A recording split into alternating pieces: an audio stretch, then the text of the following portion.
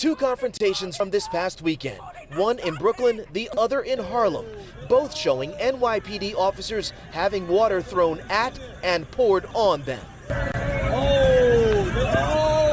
Mayor Bill de Blasio says he's been told by the NYPD that one of the incidents was confrontational, the other was not.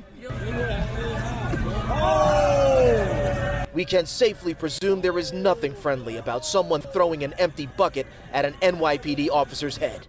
And detectives are now looking for at least 3 male suspects connected with the Harlem incident. It showed a total disrespect for police officers and for law and for just proper decorum. The officers did not appear to ask to be cooled down in the near 100-degree heat, and in both cases, the cops exercised restraint by ignoring the taunts and walking away. Queens Councilman Robert Holden, joined by several other council members, all known and familiar adversaries of Mayor Bill de Blasio, sounded off on the steps of City Hall Tuesday, unwilling to forgive or forget. And I'm calling on the mayor to also not just issue a press release or a statement.